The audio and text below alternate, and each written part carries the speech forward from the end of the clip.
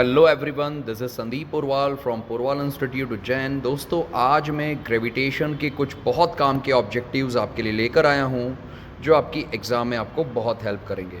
तो चलिए सबसे पहले मल्टीपल चॉइस क्वेश्चन से स्टार्ट करें। दोस्तों, first objective, Newton's gravitational law is true for. दोस्तों याद रखिएगा, ये जो लॉ होता है ये फॉर ऑल ऑब्जेक्ट्स, दोस्तों ये ट्रू होता है सभी ऑब्जेक्ट्स के लिए। It may be living, it may be non living. तो Newton's law of gravitation is true for all objects. Then after second question दोस्तों, dimensional formula of gravitational constant. ये बहुत बहुत बहुत इंपॉर्टेंट ऑब्जेक्टिव है जो कई बार एग्जाम में पूछा जाता है। मैं रिकमेंड करूंगा दोस्तों कि आप इस ऑब्जेक्टिव के आंसर को याद कर लें। Capital G universal gravitational constant का डायमेंशन फॉर्मूला सी ऑप्शन है, M inverse L cube T inverse 2। M inverse L cube T inverse 2। दोस्तों इसे याद कर लीजिए, ये बहुत बहुत काम का डायमेंशन फॉर्मूला एग्जाम में पूछा जाता है। थर्ड ऑब्जेक्टिव पे आ जाएं दोस्तों, the value of gravitational constant is. Options के हिसाब से दोस्तों, जब यूनिवर्सल ग्रेविटेशनल कांस्टेंट की बात करें तो ये हमेशा कांस्टेंट होता है हर जगह पर। तो B is the correct option, equal for all places. आगे बात करें वैल्यू, फोर्थ ऑब्जेक्टिव की बात करें दोस्तों, the value of, fourth objective है दोस्तों, the value of acceleration due to gravity on earth is. The value of acceleration due to gravity on earth is. Options के हिसाब से दोस्तों आपसे पूछा कि पोल और इक्वेटर में कहाँ ग्रेविटी ज़्यादा कहाँ कम। तो एक बात ध्यान रखिए, हमने ये डिस्कस किया भी है थ्योरी में कि अर्थ के शेप के कारण, अर्थ चूंकि परफेक्टली स्फेरिकल नहीं है, अर्थ ओवल है, earth is oval, so the value of gravity is more at pole than at equator. Gravity याद रखिए पोल पर ज़्यादा होगी और इक्वेटर पे कंपैरेटिवली कम होगी। इसीलिए दोस्तों अगर बॉडी के वेट की बात हो, बॉडी के वेट की बात हो तो बॉडी का वेट भी पोल पर ज़्यादा होगा इन कंपैरिजन टू इक्वेटर। पर अगर बात मास की कहें, वो कंफ्यूज करने के लिए, तो याद रखिए मास को ग्रेविटी से कोई लेना देना नहीं है, तो मास पोल पर और इक्वेटर पर सेम ही होगा। आई होप ये क्लियर है आपको।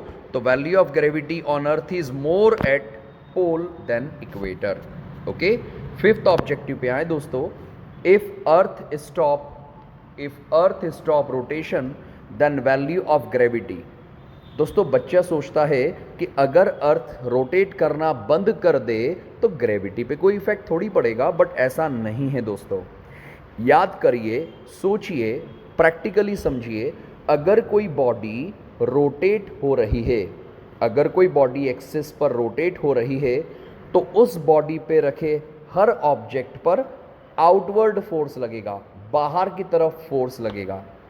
अगर आप झूला झूल रहे हैं सर्कल्स में गोल, तब भी आपको आउटवर्ड फोर्स फील होगा।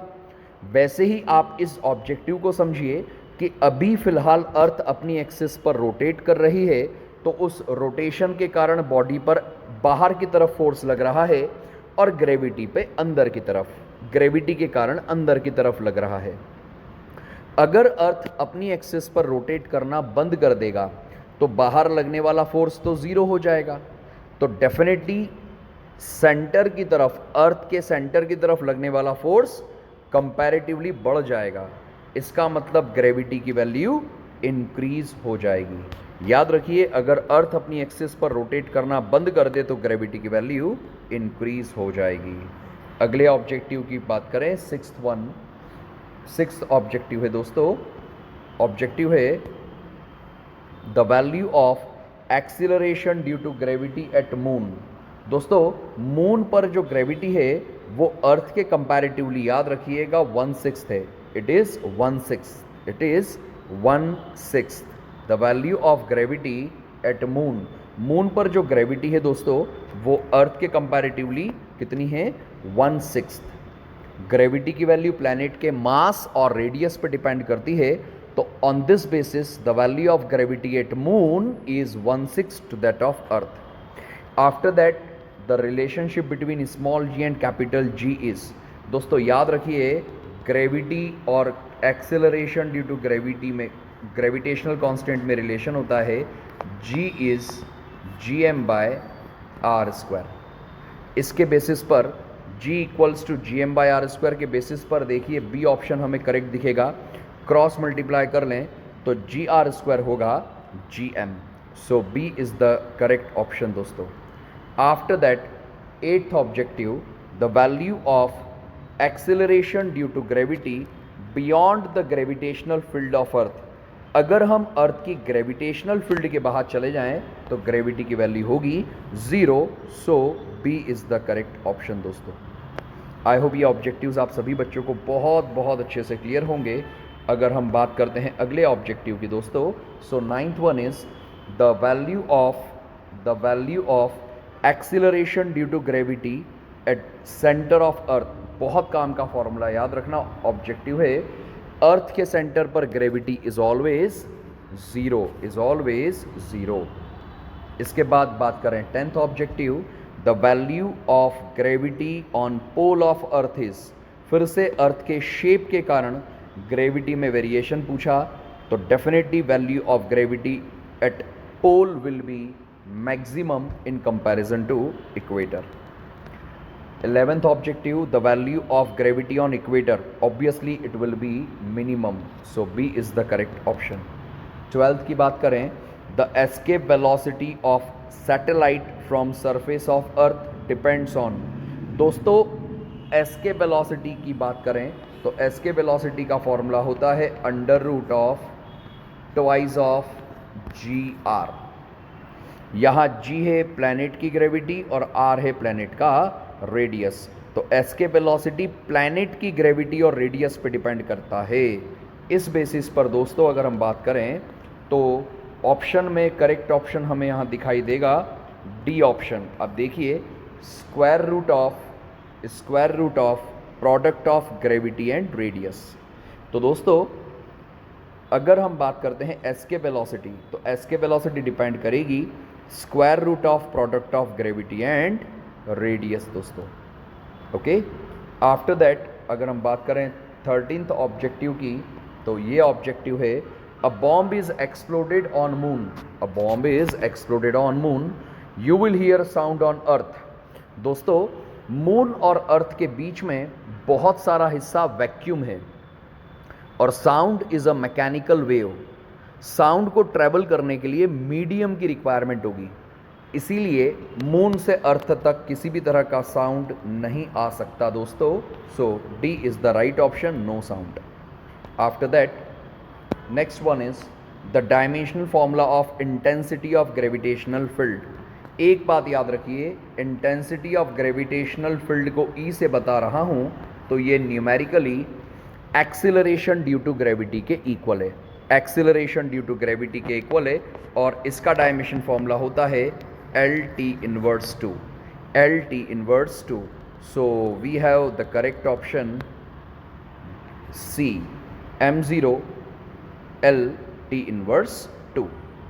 15th ऑब्जेक्टिव की बात करें दोस्तों, तो gravitational field intensity and acceleration due to gravity has following relation.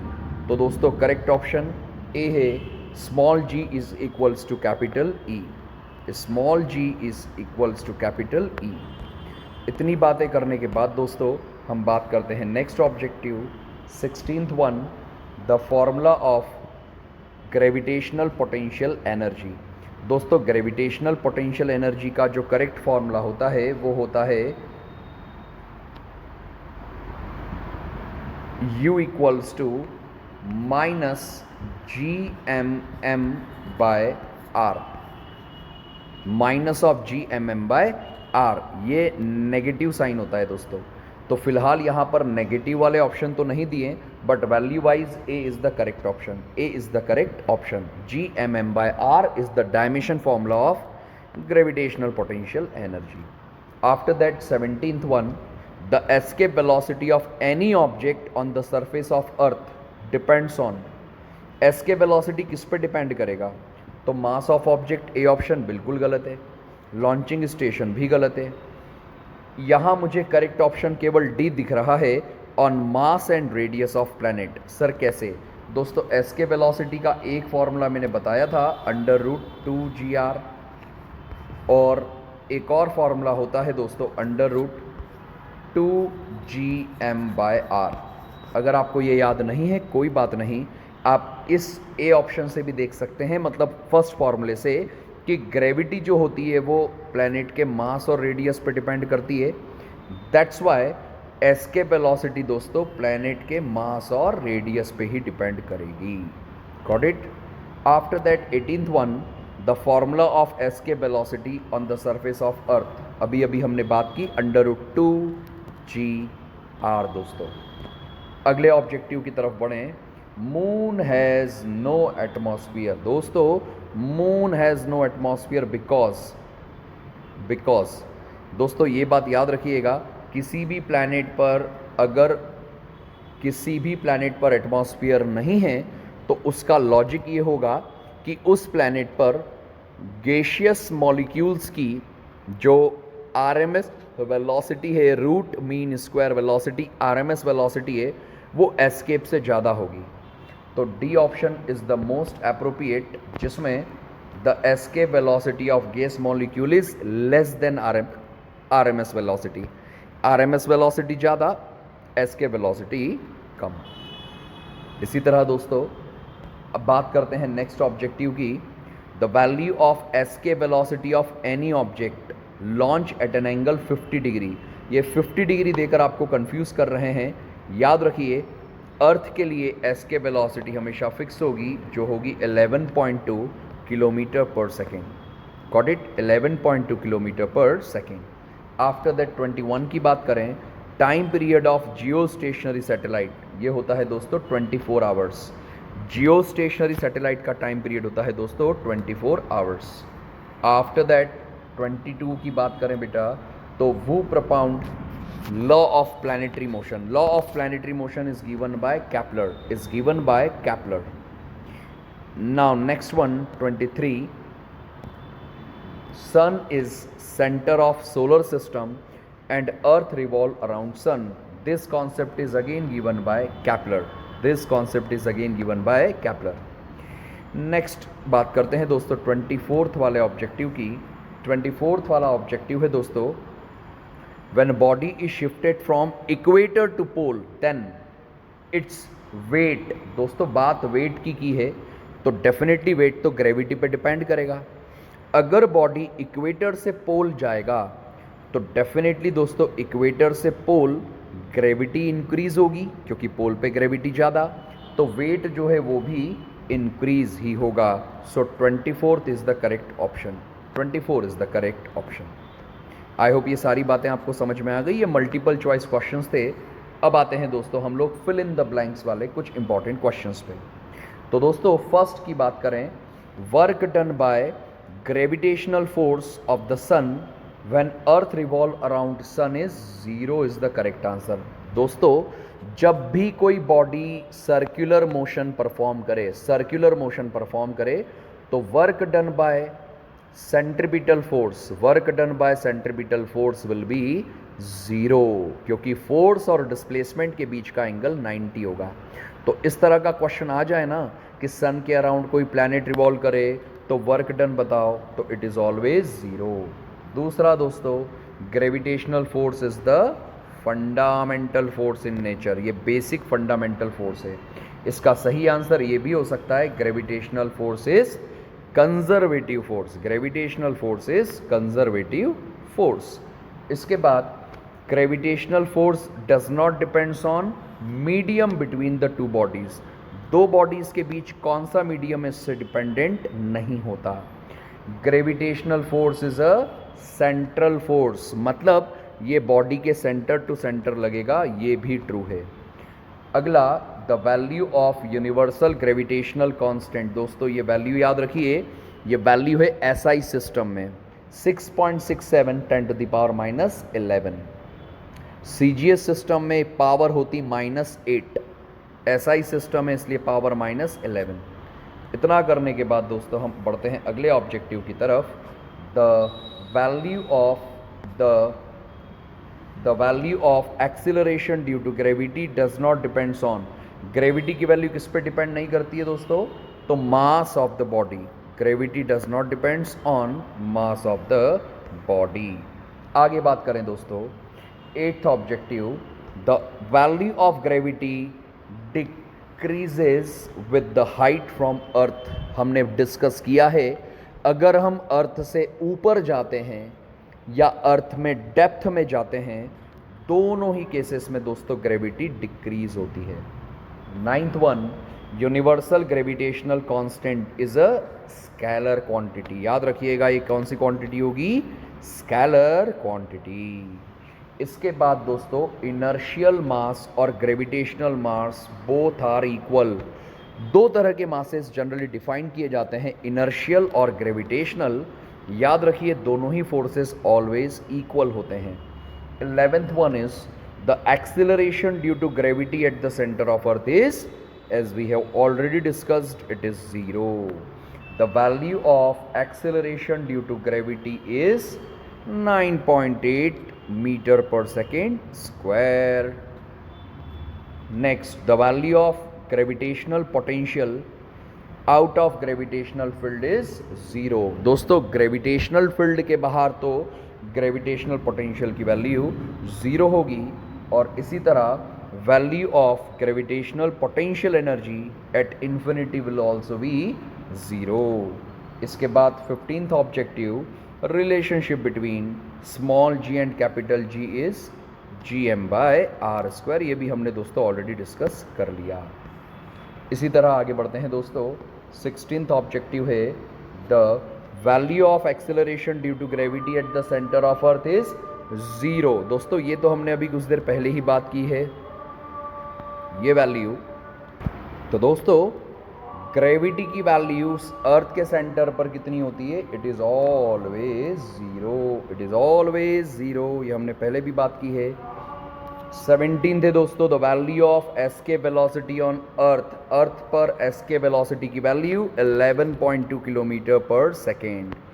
The gravitational field intensity is equal to gravity. याद रखिए इंटेंसिटी ऑफ ग्रेविटेशनल फील्ड और ग्रेविटी न्यूमेरिकली इक्वल होंगे।